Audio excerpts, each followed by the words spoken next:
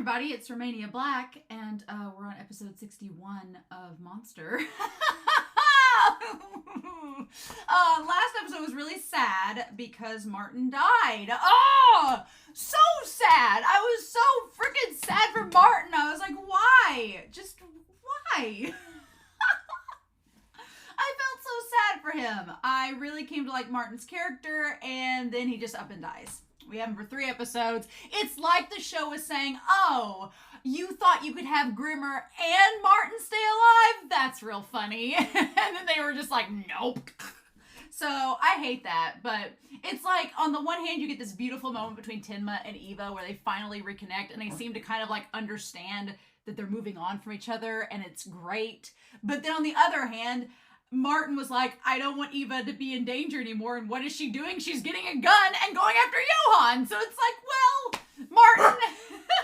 Martin's like rolling in his grave. Like, why? Why can't we have nice things? So that's where we're at. But, you know, the last couple episodes, I kind of had an idea where we're going. But now I'm right back to square one where I have no clue where we're going now or what Tenma's going to do. Because Tenma and Eva, well, Tenma is going into the hotel to talk to that freaky Opie looking mother trucker if he's still even there, right? Meanwhile, Eva is going towards Johan. So it's kind of like Eva should have just, you know, slipped out the back and went on her own little side story B plot. And instead, she's going after the main villain being a strong word. And then Tenma is going after this Opie guy that just, as far as we know, right? Or the man with the glasses that seems to know Bonaparte, right? Meanwhile, who knows what Lunge's doing? He's still on vacation. I think it was Bella or Be Happy. One of them shared in the Discord a picture of Lunge. It's the I'm fine with the fire all around him. And he's just like, I'm on vacation. I want to have the same enthusiasm about being on a vacation as Lunge has for investigating Prague. That's my go-to. That is the bar now. That's where my standards are, right? So the only comment that I really have is from Sunray. It's from a few episodes back. They had a nice long post talking about the importance of names, that they themselves had a name change. So I think it was for episode 59. So if you get a chance, go check it out. But, or it might have been 58. Either way, go check that comment out. But I liked the idea of creating your own name and embracing it, because they talked about that. Like, if you're not happy with your name, then change it and embrace what that becomes. So I thought that would be an interesting perspective to look into it, because it kind of seems like you take Grimmer, for example. Grimmer was given a name that wasn't his own, but he's kind of like made his own persona out of it, and he seems okay with that, right? It's kind of like the monster from the East was like, or the monster from the West was like, I'm fine without a name. I can make this work. And then Johan, who we presume is the monster from the East, is like, no. So I thought that was really interesting. So thank you, Sunray, for pointing that out. But yeah, we're on episode 61. We have like 13 or 14 episodes left to go, which is still a whole cour. It's plenty of time for things to happen, but it definitely does. It feels like we're going into the final act of the series, but at the same time, it doesn't, because Martin just came in and threw a giant wedge in that you weren't expecting this new character to suddenly show up. So there could be more new characters. Back in it was like episode 50 or 51, people were like, oh, well, so-and-so is my top character, but my favorite hasn't shown up yet. And I'm assuming for a lot of people that was Martin. And at the time, I was like, we're like 60 episodes in. Who are you expecting to comment this late in the game? And it was Martin. So yeah, my dog's been quiet up until I sat down and started recording this, and now he wants me to play with him, which is dumb.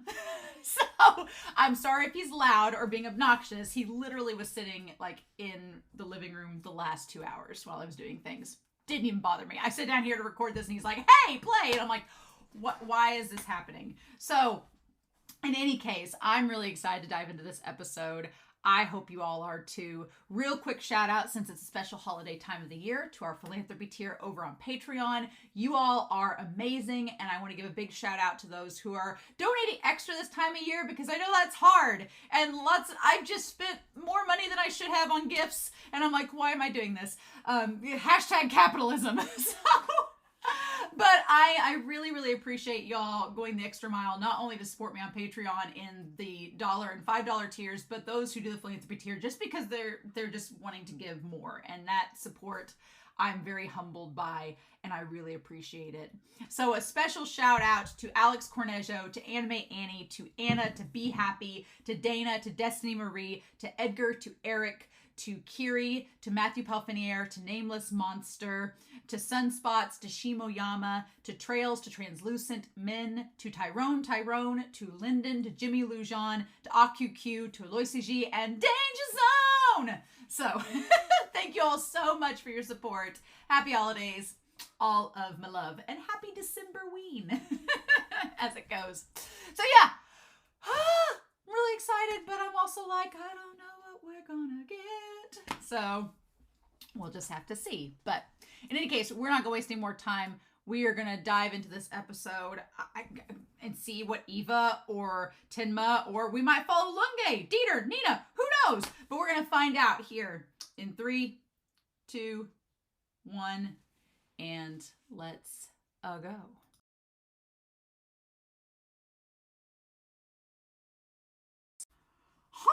So lots of things in this episode. This episode definitely, I was talking about it before we started this reaction, this episode definitely cements it feeling like all of the threads are slowly coming together. But what's interesting is that you have some parts of the equation that are like these really wild cards that you don't exactly know how they're going to impact the story. So we know that Johan is somewhere. Where he is right now, we don't exactly know. And I'm going to actually put him over here because I kind of want to save this spot over here for some of the parallels and stuff that we had going on. So Johan is somewhere. We know that Johan has interacted with the redhead, the Opie, redhead Opie over here. And I say Opie from Andy Griffith, if you know Western shows, from the 1950s. So redhead Opie, we have that. As well as the one guy, oh, what was his name? He's the guy with the glasses. Yep, the guy with the glasses that is there as well. So and they're the ones that are kind of tied to Baby and possibly Bonaparte. That's what we got going on here. Yep, so Johan's tied to them somehow, but we don't know Johan's overall objective. Meanwhile, you have Tenma that is coming to kill Johan, specifically, thinking that that will solve the problem. These guys want to use Johan. Johan is tied to them, but I don't think he wants to necessarily help them. So their kind of relationship is kind of a weird quandary. It's like, well, how's he gonna, is he using them? Is he just trolling them? We don't exactly know. But they want to use Johan. Meanwhile, we have the idea of Nina has decided that she's going to go off and the thing about it is she going to kill Johan? We don't know. Is she going to kill Johan or is she going to try to save him? Her thing is that she wants to save Tenma. She's like, I want to save him. I don't want him to feel like he has to kill Johan. So she's going to try to save Tenma by maybe killing Johan. I don't know. Meanwhile, Tenma saved Eva, who is now off to kill Johan. So all these people and Tenma has saved Nina. So it's like Nina and Tenma and Eva are in the weirdest love triangle possible. None of them have technically made it a love triangle, but Tenma has saved Nina. Neva wants to save Tenma. Tenma has saved Eva. Eva has technically kind of saved Tenma because she wanted to save, oh my God. So you have Nina, whose name is not Nina, but we don't know her actual name yet. We have Nina and Eva who want to save Tenma. Tenma who saved Eva and Nina, and all three of them want to kill Johan. That's simple. Simple enough, right? Very easy to understand. Meanwhile, we have Bonaparte and them that clearly want to use Johan to continue the Kinderheim experiment.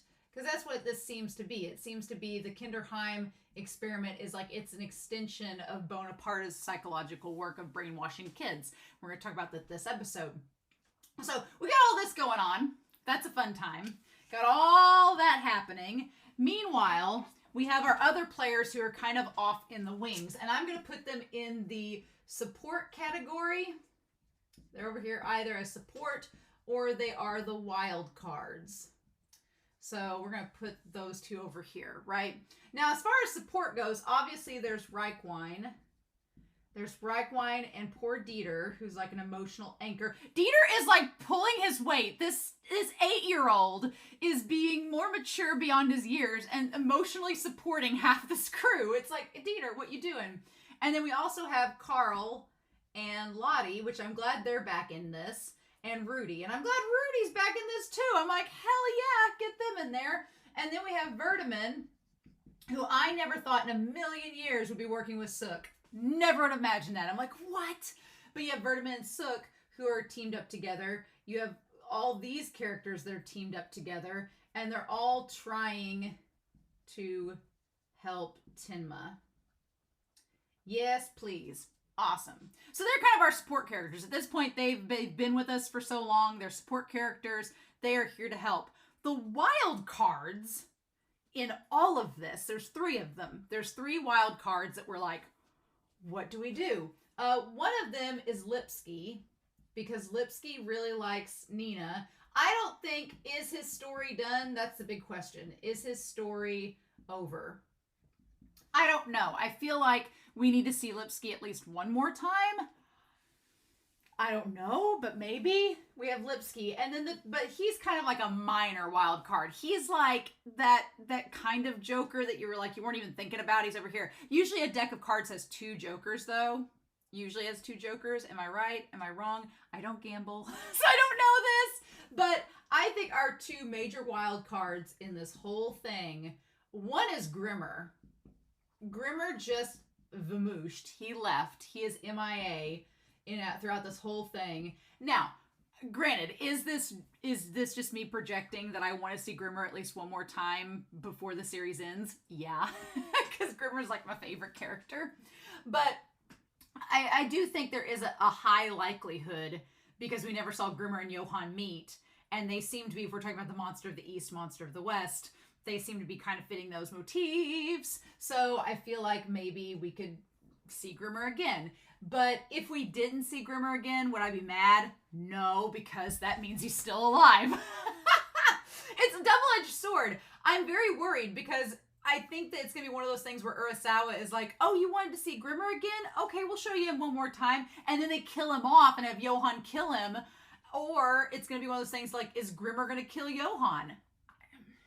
If Grimmer finds out that Milosh was, he was traumatized by Johann, I don't know. I don't know if Grimmer would even go that route because of that. But I feel like it's either one of those 2 scenarios. Either you can live in the ignorant bliss of never seeing Grimmer again and knowing he's alive in the series, or, oh, you want your cake? Here's Grimmer again, but you got to eat it too, and he's going to die. So I don't know.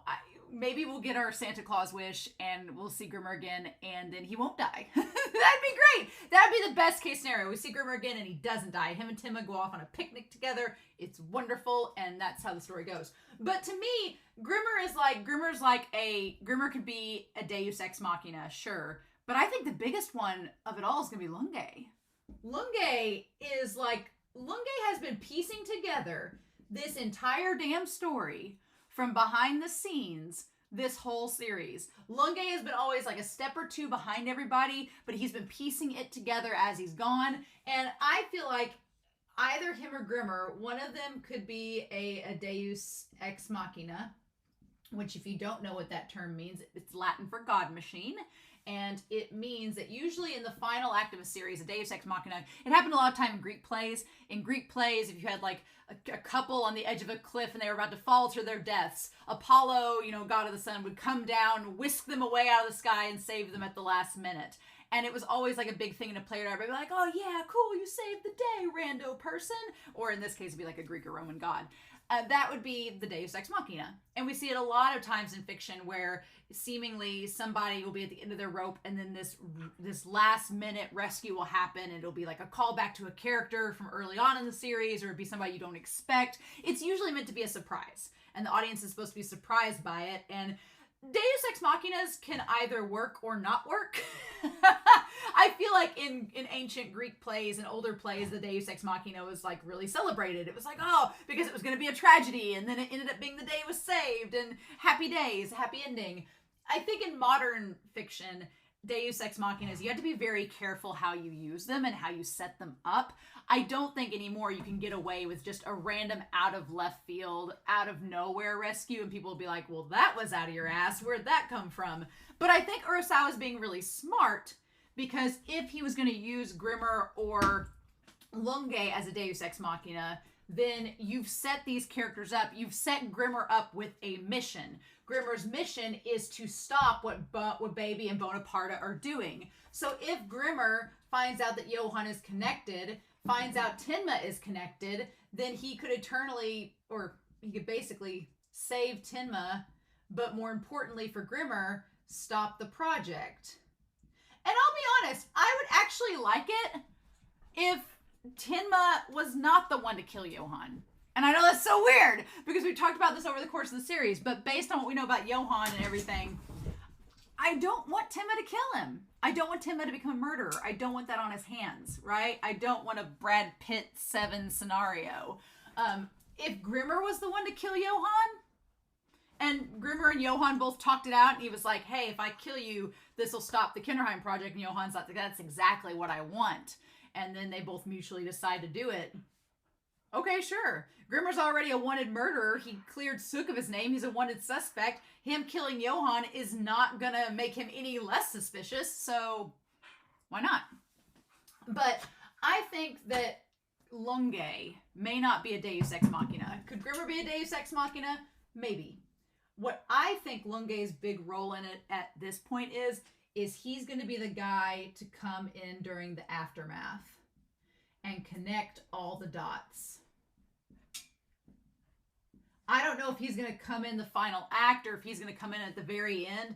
Lunge, it's another like Shakespearean trope where, for example, in Hamlet, sorry I'm spoiling Hamlet, it's 500 years old if you've not read Hamlet at this point. Go read it! But literally Hamlet's been adapted 1,000 times, so it's fine. But in Hamlet, at the very, very end, spoiler alert, everyone dies. Everyone dies in Hamlet. And it's this royal family. They all pass away. It's this big ordeal. And at the very end, someone randomly comes in. They're like, oh, hey, I'm going to take over now. Thanks. And takes the crown and takes over the kingdom. And it's like, there's a lot of themes and stuff with it. It has meaning. But I feel like that kind of could be Lunge's role. Lunge is the person at the end of Hamlet that comes in after all the massacres occurred. And they were like, oh, here's all the fill in the gaps moments. So I can clean my case and be done, case closed, and I can go back on vacation, right? I don't know. I don't know if that's going to end up happening, but would I like Lunge to team up with Tenma and Nina and give them answers that they've been trying to find this entire series? Yeah, that'd be great. That'd be great. Lunge is exactly the type of person to fill in the gaps that they need. But that's not Lunge's character. Lunge is not the type of character that would be like, hey, Tenma and Nina, I know I've been chasing after you guys and trying to get you convicted for the last, I don't know how many months, but you want to just team up instead and I just tell you the whole thing about Bonaparte and the Red Rose Mansion I've discovered? He's not going to be like that. No. Lunge is like, I went out and did my own investigation, bitches. I ain't sharing none of this info with you. So I feel like Lunge would come in at the very end and tell like Reichwein and Rudy the rest of the story and tell us, the audience, the rest of the story. But as far as him working with Tenma, I don't know. Tenma did save his life, so does he owe him? I don't know. But yeah, I won't be surprised if Lunge comes in the aftermath to give us all this information and then we're like, oh. So here's what we didn't know. Or if he tells us all the information, or we find out through him all the rest of the information, and then we go into the climax, that would be fine. We only have like 13 episodes left, though, which is kind of crazy. We're down to like almost a core, which is something. So I don't know what we're going to end up getting. It's going to be very interesting to see how that goes. But yeah, so I haven't even started talking about this episode yet. But okay. So I like Dieter as our little exposition exposition wielder here. You've got a job as a waitress and a place to live, which she's not doing that waitress job anymore. She's going after Tenma. And he's like, this bed's pretty horrible. Like, it's pretty bad. Dieter, God, I love Dieter so much. And what Dieter represents is so sad, because you have the idea of Dieter being like this idea of leave the past behind. Leave the past behind and forge a better future. And he's just living by what Tenma told him, you know, back at the beginning. And for a little kid, yeah, that all, you know, for a little kid that, you know, is not being hunted by his potential father, we'll talk about that, by his potential father, and try to be brainwashed over again and and be a dictator for an army, sure. But yeah, for Dieter, that's what he needed to hear, was that you've had a traumatizing past and you've been in this really bad environment, but you don't have to stay here. You can forge new memories. You can be good. And I feel like that's kind of what Reichwein is for Dieter. I want Reichwein to be Dieter's caretaker when all this is over. No offense to Nina, but she does not need to be with him. Dieter needs to be there for Nina, because Nina needs an emotional support. Dieter needs to be her anchor, but Nina is not the right adult figure to watch over Dieter. Now, Reichwein, sure. Yeah, Reichwein's such a nice old man. I love him in this episode. He's such a good presence for Dieter, and he treats Dieter like a young adult, which he is, and he's been through a lot more than a lot of other kids, so I hope that Dieter ends up getting to stay with Reichwein. I really do, because I think he would need that. He needs that presence. And he does. I do agree with Nina that he needs some stability. He needs some, like, anchorage. He needs to not be moving around country to country with her, because it is dangerous. I've been worried about Dieter since, like, episode 20. So I was terrified back in the first third of this series that Dieter was going to die. And so far, so good. But I'm like, he really needs to not keep moving around, because it's not, I mean, Dieter has a really good personality, and I think Dieter would make friends pretty easily, but Dieter, for his own safety, needs to stay remote. He needs to be anchored somewhere, and I think with Reichwein would be really good. And Reichwein's a tough old bird. He could teach him karate. He could teach him how to make desks and stuff. He's such a great guy. Like, I really would like Dieter to do that, but I agree with him when he's like, I'm not leaving you. And she's like, oh, well, you should go back to Munich. And he's like, no, you know, you'll be lonely if I leave. And she's like, you have to make friends. And he's like, I have friends, you and Tenma. I swear, if Nina and Tenma die and Dieter is left alone, But then Dieter kind of says, well, if I wasn't around, you'd be the one who's lonely. And he's so smug when he says that. But he's so true, yeah. And it's not Nina being lonely necessarily, but, Dieter has walked around with her every day for how many times she's gone back to the Red Rose Mansion and retraced her steps over and over again. He's seen how traumatized she is. She's collapsed in front of him. She was for 3 months bedridden because of psychiatric shock. Like, he knows how messed up she can get. And he's like, I can't leave you alone. He's like, no. You wouldn't be able to survive. He's not wrong, right?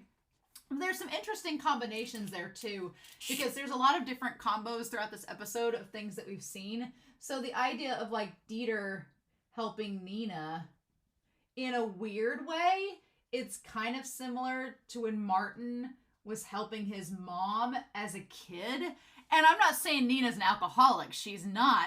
But Nina's been in like emotional distress and has mentally been incapacitated.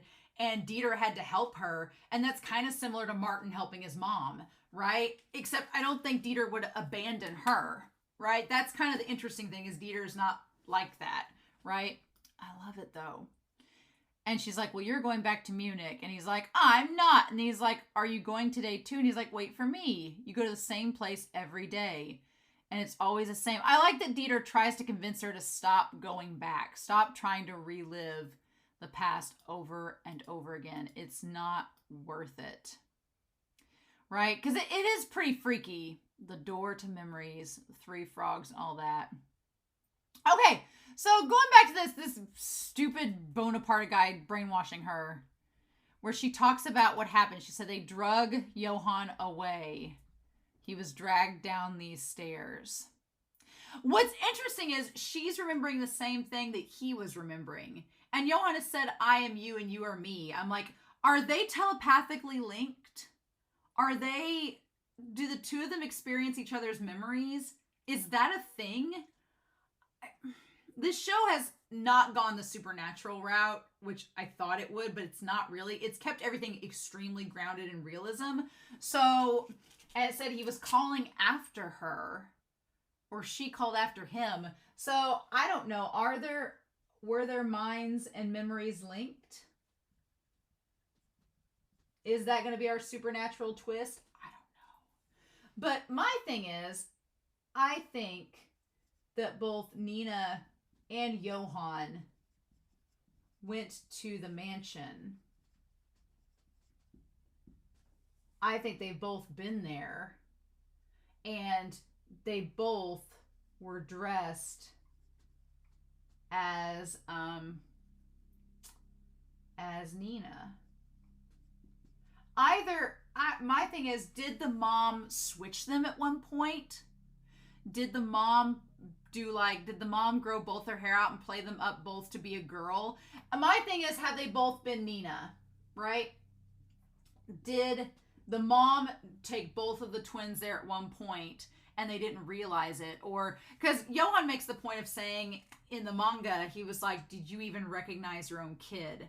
So, did she drag Nina to the Red Rose Mansion for the reading one day without even realizing that it wasn't Nina? And that's when all the stuff went down. And that's why she remembers things that she did. And Johann, on the other hand, had been going all the other times. We don't know, but it almost seems like I said way back during the, a few episodes ago, that Johann could have been dressed as a girl the entire time, and the mom was trying to pass off that she only had one child, because the guy, when Tenma found the 3 frogs, was like, oh, she only had one kid. And Tim was like, not twins? He's like, no, I'm pretty sure it was just one kid. So was she dressing both of them up to be girls? And that would tie to Johann and him cross-dressing now and all of this, and we don't know. But we're so close to finding out, right? And he's like, Mom and Nina. But she's like, Nina's my name now. Why was I called? What was I called back then? Because Anna was the mom's name, right? And she's like, why was I called that? And she keeps trying to remember. What her name was. And it's like, you mustn't hide anything from him.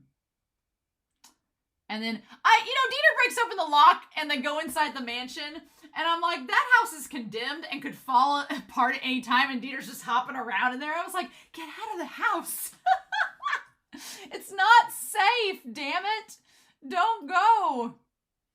And so she talks about how they brought them there to read every day to try to create these superior students. They tried to make them hear the superior students. So the idea was that the experiment was to make these superior. The superior students, am I right?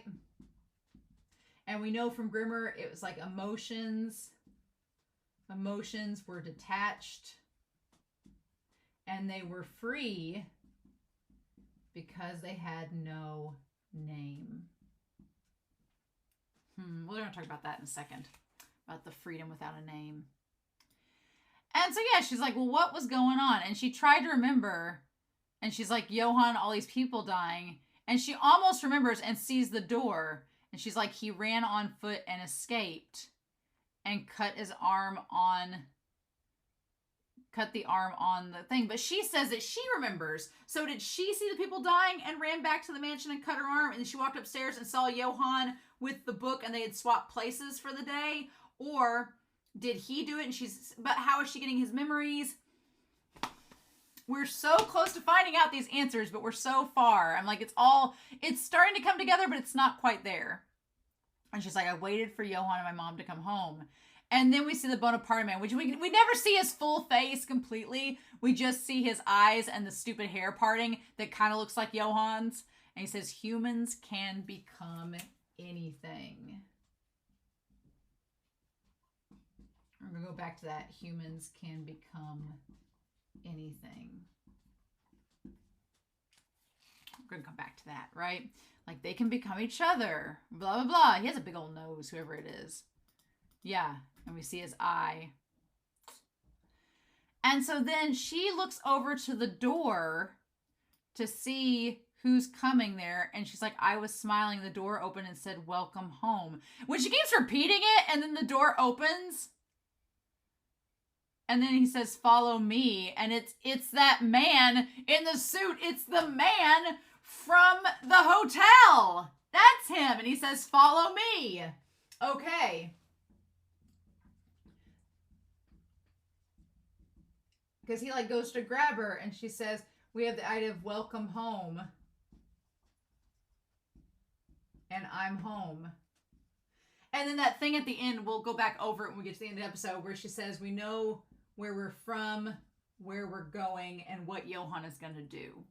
And so what is going to happen. So Nina seems like she's figured it out somewhat. But yeah, so the man that is with the Opie character is the one that clearly grabbed her or something. And Johan knows who that is. So Johan's going to kill that man. I am 100% sure. But her face, she's freaking terrified. And that image of her teeth and everything showing is terrifying. Absolutely horrifying. I'm like, nope. I was not ready for that. The way Monster does horror, it's so scary. It's like no matter how many times I said welcome home, the door wouldn't open.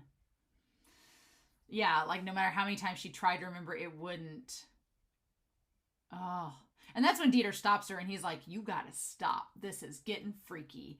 And I like that he's like, quit trying to remember your trauma. I'm glad that the show uses Dieter to acknowledge being like, you are making yourself miserable trying to remember all these things. You don't have to do this. This is okay. But she's so determined to not only confront her brother, but to save Tenma that she keeps pushing herself through this. And Dieter's like, this isn't healthy or safe, and I wish you quit. So yeah, yes. Humans can become anything. So she seems to remember, right? But I'm hoping we find out from Tenma a little bit more about the man with the glasses now that we know he's connected to all this. And poor Dieter, like, he starts to cry, being like, we're supposed to have happy memories. I'm glad she gives him a hug, because we needed that. Like, get rid of that nasty-ass book. Give Dieter a hug. He deserves it. So, man, so Verdemann shows up in Prague and meets Suk. So I think it's really interesting Verdemann having pull to get to be interviewing the different witnesses, the people from the children's readings. Like, that part's interesting enough because his dad was convicted of being a spy with the Czechoslovakian secret police. So that part to me is fascinating, that he was able to wiggle his way in. That part was really interesting. Of course, the police there are like, we've had a big old mess the last several months. We don't want you here very long. Just interview your guys and get out of here. 30 minutes a person, get out, which is not a very long time to interview anybody, especially if you're trying to trigger repressed memories. That's not a lot of time. And so Verdemann, of course, wants to cut straight to the point. But I forgot about, like, I love our boy Suk. Suk is such a fun guy. But I forgot the first time we met him, he was kind of a little bitch. And he was very cold. And he was like, this is just how he puts on this persona of being this to-do detective when we know how much of a hot mess Suk can be. And Verdemann kind of sees right through him. And he's like, what, you have a manual when you hit on girls? And I'm like, no, he just asks his friends. And hits on men that are dressing in drag. So you take that for what you will, Verdemann. But yeah, he's like, they probably won't talk about their own past. But this probably has something to do with the Czechoslovakian secret police. But the truth should just stay in the bushes. They're uncovering all these bodies. It's getting suspicious. People are going to get riled up. Are you sure you want to take heat from this? Because there's a good chance you do, or you will. And then Suk, of course, he just, I'm like, Suk, are you going to rely on Verdemann to get you out of the situation like Grimmer? I don't know. But then he shows up, yeah, and he just, I forget how big of a man Verdemann is. Suk is not a big man. Or I thought he was pretty tall, but he doesn't seem to be. He was about the same height as Johan, and I thought Johan was pretty tall. So Verdemann must be a really tall man. But yeah, Suk is just kind of cold at first, which is funny because we know Suk as being this, little bubbly lamb of a being, and he's just so cold and by the books with Verdemann. And he tries to be all serious and stuff. He was giving me major Jean Kirstein vibes in this episode, Suk was. And it's until they both kind of, connect and realize they're tied to one another in this story that they started to open up after that. But at first, they really didn't want to help one another. He just wanted Verdemann to get out of there. So we have 3 guys that come in. And the first guy, Mr. Erno, has his eyes closed. And he doesn't seem to be remembering anything specifically. And all he says there is that the mansion was a positive force in my life, but I thought sadness would come or homesickness, but I don't feel anything like that. I don't understand those emotions. They're all like Grimmer. It's just basically this is Kinderheim. Like Kinderheim is the Red Rose Mansion 2.0, essentially. Because the middle guy, the guy that goes second, he's the most like Grimmer. And his pull part was like, it was pretty freaking disturbing. Because when he's like, emotional scars, he's like, what do you mean? And I love that Verdemann's just trying to it reminded me of Anchorman when Veronica Corningstone's trying to like give her first news anchor report. And you have like Paul Rudd and them like dancing around in their underwear beside her trying to throw her off her game. Suk's trying to interrogate the second guy and Verdemann's just like, you know what you're talking about, huh? It was just really funny. I thought that was really cute. He's like, do you think the reading seminars had an effect on your life? And he's like, well, no. And this part here was probably the most disturbing because they're like, well, do you have a family? And he goes, oh, I'm divorced. He's like, I'm divorced. And then he's like, it wasn't really a problem with us. Like, and the way he's smiling with his eyes closed throughout it. Yeah. And then he says, our kids, my eldest son and his little brother committed suicide. And he says it with a smile.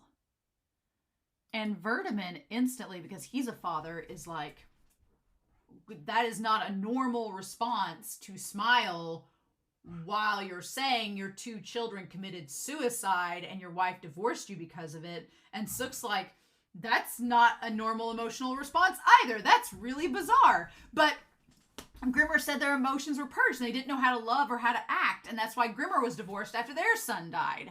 So it's just like that same pattern. And then he just smiles.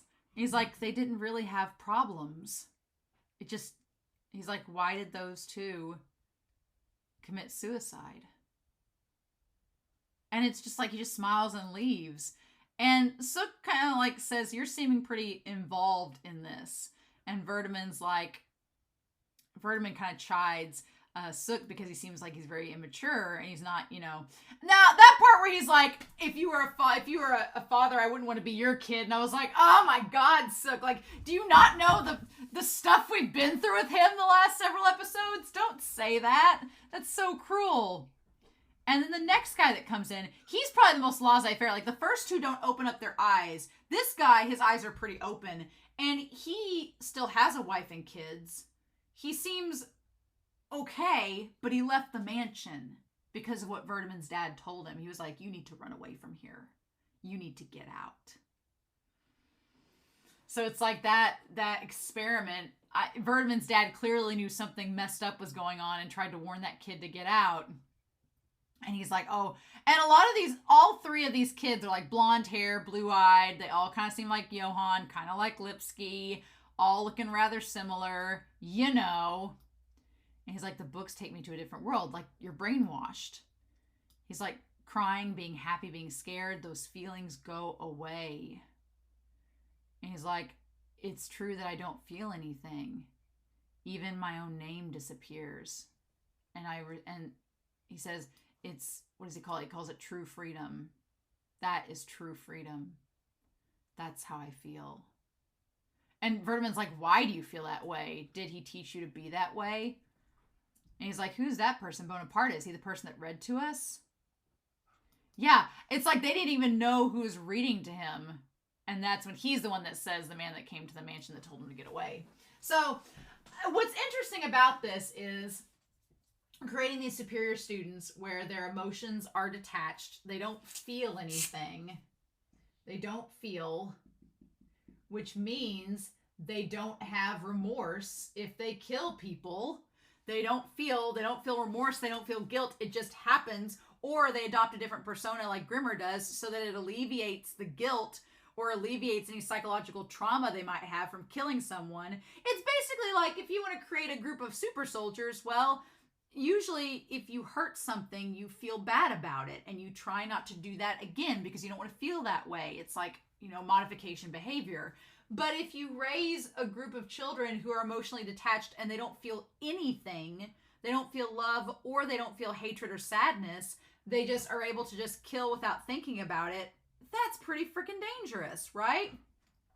And then he talks about how, you have no name and that's true freedom. And this can be said that names have caused a lot of distress, putting it mildly, for many of the characters. And I think that Verdemann and Suk are prime examples. Because of, Verdemann's own name, he was labeled the son of a spy. Because of his name, it created boundaries and hindrances to him that he had to overcome and challenge himself with, right? You have Suk. Suk, because of the label and his name and who he is, it created different stigma and things about him too, right? Tenma's own name and the correlation of that creates boundaries. So it's like, yes, our names can create challenges, hurdles, hindrances in our lives. It can limit us. It can give us haunting memories. It can give us guilt. It can make us feel ashamed based on our name.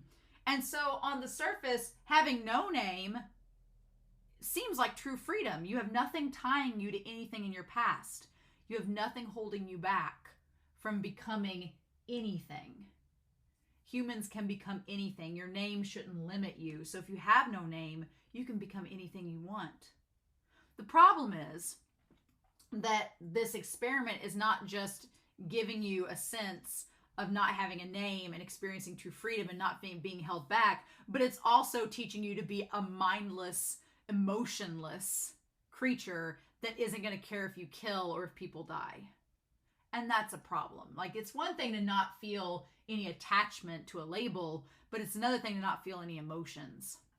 And that's kind of what this experiment is doing. And what's fascinating is that Johan is trying to get that freedom? Is he trying to get to where he has no name and he's not tied or bound to anything anymore?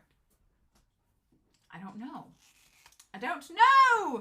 So, but that whole sequence, it's so fascinating.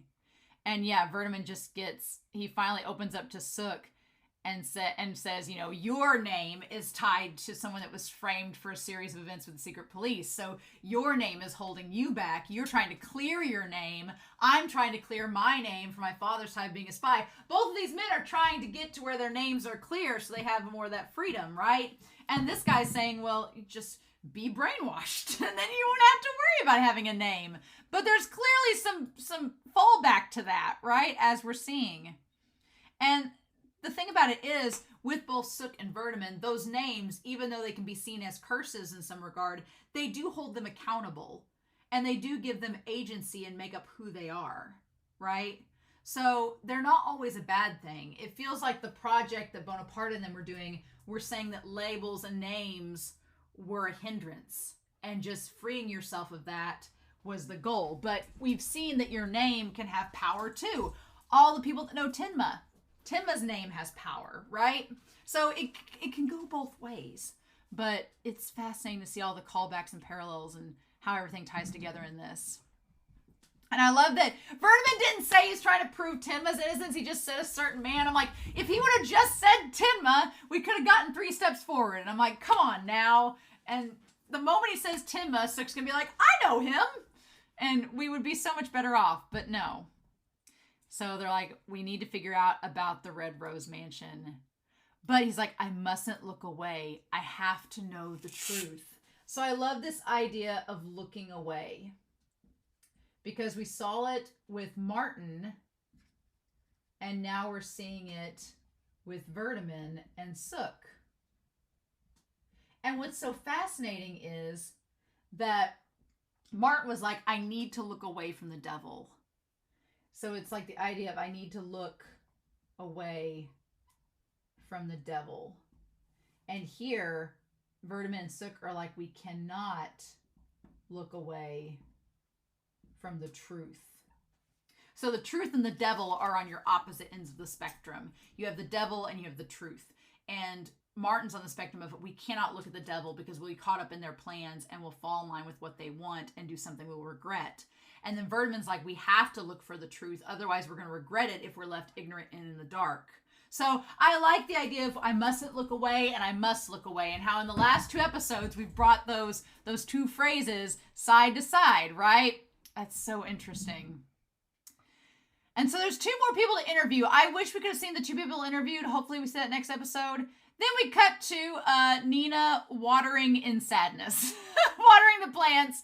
And Reichwein's like, oh, Dieter, stop daydreaming, hold this. I freaking love Reichwein. I'm so glad he's lived this long. I think, fingers crossed, knock on wood, I think that Reichwein will live to the end of the series, which I'm very happy about because I thought during the 30s episode that he was going to like die 5 times. So I'm glad that he seems to be doing all right. Good for Reichwein. And I feel like Reichwein is such a nice, sturdy presence for Dieter. I like that he doesn't treat Dieter like a complete child. He's explaining to him why Nina is trying to remember things and why that is or is not a good idea. He's treating Dieter like a young adult, which Dieter's been through enough. He should be. But I love that. And I love the fact that Dieter has these positive relationships with adults, because the fact that he was with Hart all that time and it was a bad experience, you would think that could jade him from other adults and being around them, especially Reichwein, who's an older male. But the fact that he's able to be with Reichwein and it's fine, that speaks a lot for Dieter's dexterity and his toughness. I freaking love that. It's great. And so he's like, it's a good thing you... And Dieter says, did I do something wrong? And he's like, no, it's good that you came.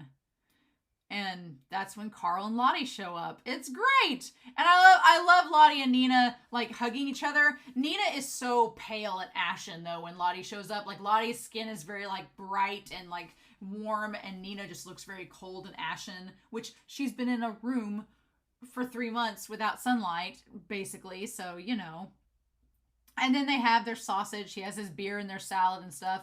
And they talk about the letter that Tenma sent them. He sent Carl, Lottie, and Reichwein a letter. I like Dieter's just sitting there eating. Not just being the cutest little kid in his little overalls. Just being cute. So Eva was supposed to show up with Carl and Lottie and Reichwein. Nope. She's going to kill Johann. And meanwhile, Nina is as well. Now, Tenma is maybe making a little bit of a detour before he goes to kill Johann. He's going to go over here and handle these guys back here. It'd be interesting if Tenma saw Baby again, you know, for the second time. Like if he just reconnected, saw Baby once more. Why not? But yeah, it's going to be over soon. This is the only way to end this series of events. And yeah, it's just like Tenma believes that the only way to solve this is to go kill Johann. It's like Tenma and Nina know about Bonaparte and the Red Rose Mansion and the experiments, but their main focus is still Johann, whereas Grimmer and Lunge's main focus is the Red Rose Mansion and the experiment and everything tied up with it. So as much as I love Tenma and Nina's characters, I almost kind of like Grimmer and Lunge's mission more, because I'm like, oh, let's stop the experiments and Johann can be our second priority, right? Also, I had a lot of people in the comments, we were talking about Nina versus Tenma and the writing of their characters, saying that Nina and Tenma are very similar characters. So it's hard to give Nina a lot of screen time because she's so similar to Tenma. I could see that. I'm glad that we're getting more with her memories, and that's giving her a way to stand out away from him. It's fascinating. But yeah, and then they're like, could you find out where Tenma is? And then that's when Reichwein's like, well, if you want your memories back, I'll send you to Rudy. So I'm glad to see Rudy again. He's great. But yeah, so she remembers the mom's a singer. I love that that Dieter sitting there always has his soccer ball. It's like his little comfort thing to take with him. And she remembers that her mom could sing. And the smell of bean soup. She says their dad was a government soldier. And he died. And she says that she was an anti-government activist. Which seems so fascinating that she was against the government, but married a government soldier. That seems like the government soldier is not their dad. And I think Rudy was kind of like questioning it, because if she's an anti-government activist, why would she marry a government soldier? Unless the government soldier was just a cover-up. Unless she was married to the government soldier to get in the system and to get underground to get more information, and then he just happened to die, and she was like, oh no. But I'm pretty certain Bonaparte is her dad. I'm like 95% certain. I don't think her and Johann's dads were just randos. And Lipsky is the real son, and they're just not. But I could be wrong. Maybe the government soldier is their dad. It just seems a little convenient, especially with their mom being an anti-government activist, and she gets caught up in the government. Your father was killed, and she fled the country. But my brother was caught by a man with the glasses. So I'm guessing the man with the glasses... The thing that's weird is that she says, my brother was caught by the man with the glasses. And it's like, well, yes, if he was the one that came through the door and said, follow me, why was she remembering Johann's memories? What was up with that? Again, there's a piece of the puzzle we don't know yet. And I'm like, but how, what? I'm like, are they telepathically linked? Or does she think she's seeing Johann's memories, but she's seeing her own? And if Johann knows the man with the glasses is the one that took her, is he going to go, did he go seek out Opie and them to get rid of him? Maybe if Tenma shows up at that hotel next episode and they're just lying on the ground dead, and it's like, nope, Johann beat you to him. Because we didn't see what happened with Johann and Opie. We just saw him going to the hotel room with them. And he says, my brother was caught and a lot of people died. And he's like, is that what your brother saw? Rudy is so, you could tell he's such a professional. Rudy is so calm and collected through all this batshit crazy stuff Nina's saying. He's just like, okay, and even when she chokes him, he's like, you're going to clap your hands and stop. Like, he handles it as calmly as you possibly could. And I'm like, Rudy, just, you could tell, but he's dealt with criminals, so he knows how to handle it. And then she says, it hurts. Okay. And then says, welcome home. But then he's like, you remember? And she's like, I'm not Nina. I don't want to tell you who I am. I don't want to tell you. And then she says, I'm home. Okay. So she remembered everything. But, like, was she brainwashed to attack somebody that opened up those memories? Was she brainwashed to attack them? Did Johann ask her to shoot him and run away so that she wouldn't be targeted? Now she's going to go off and try to find... But she says here... She says, I'm going to Frankfurt where Tenma is. I understand it all. And she looks so, like, just worn out there. She just looks so... She looks more like Johann than anything in that moment. She looks very much like Johann, where she's like, nope, I know who I am. I know where Johann came from and where he will go. The thing where she says, I know who I am. I know where Johann came from and where he will go. She didn't say, I know where we are from and where we're going. She's like, I know what he's going to do and where he's from. So that whole where he's from is interesting. Interesting. If I go, I could end it all. If I go, I could save Tenma.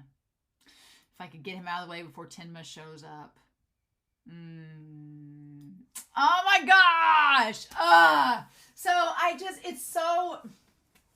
The stuff with Nina and Johann, we're like on the cusp of finding out what's going on. We're so close. We're so close. We're getting little bits and pieces. We're getting more of the whole welcome home. I'm home. There's something to that. I'm like, we are so close to finding out. And I can't wait. So, but, this was such a good episode. I don't know what's going to happen next. But I'm so excited to hear your thoughts down below. I'm going to wait until I see the comments from this last episode, and then I don't think I'm going to be able to wait. We've got all these players moving. Nina, Tenma, Eva. What are they going to find out? Are Nina and Eva going to meet up and see each other before they get to Johan? What's Tenma going to find out with the glasses man and baby? Are they going to find out anything? What about Verdemann and Suk? Where's Lunge? Where's Grimmer? We don't know, but we're going to find out. So, welcome to the final act. This definitely feels like the final act. Like they're setting up all the pieces for the final puzzle where everything's starting to come together and the puzzle's starting to get cohesive. We just got to cram it together, right? So, we'll see. In any case, I'm really excited. I hope y'all are too. I hope y'all have a wonderful week. Please stay safe. Take care. And yeah, I'm going to be back real soon with more Monster.